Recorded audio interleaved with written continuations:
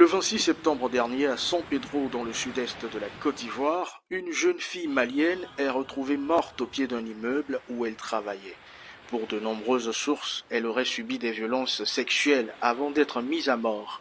L'annonce de son décès a plongé la communauté malienne de Côte d'Ivoire dans un état de grande tristesse. La nouvelle avait beaucoup ébranlé la communauté.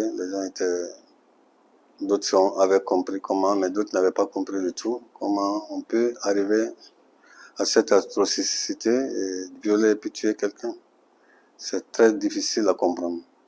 Donc, mais avec le message lancé par le président Moulay Aïdara, ça a beaucoup apaisé la communauté. La famille de la jeune fille a porté plainte contre X et une enquête est ouverte pour situer les responsabilités.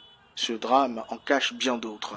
L'ONG Kavokiva, qui accueille souvent ces migrants, dresse une situation assez sombre de leurs conditions de travail. Quand on prend toutes nos victimes, surtout les victimes de traite, les victimes à des fins d'exploitation sexuelle, nous avons plus de victimes nigérianes.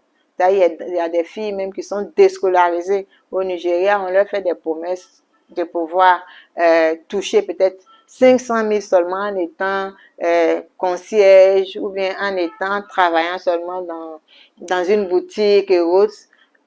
Et là, quand elles arrivent, elles sont tout de suite déchantées et elles sont exploitées à des fins sexuelles. L'Organisation internationale du travail, qui suit de très près cette problématique, s'efforce de trouver des solutions pour améliorer les conditions de vie et de travail des migrants. Souvent, ces migrants, quand ils partent, ils font face à des conditions de travail qui sont très difficiles. Et des conditions de travail qui sont plus difficiles pour ces migrants dans le pays de destination que les nationaux qui sont là. Et pour l'OIT, il y a un principe qui est très important dans les conventions qu'on a signées sur les questions de migration de la main-d'œuvre. C'est le traitement équitable pour les migrants dans les pays de destination. C'est-à-dire un migrant ne devrait pas être traité différemment qu'un national. La Côte d'Ivoire continue d'accueillir des migrants en provenance d'un peu partout en Afrique. Entre 10 et 25% de la population est étrangère en Côte d'Ivoire, selon les chiffres de l'ONU. Ils sont originaires du Mali, de la Guinée, du Sénégal, mais surtout du Burkina Faso. Ange Bijou Nomignon pour VOA Afrique, Abidjan.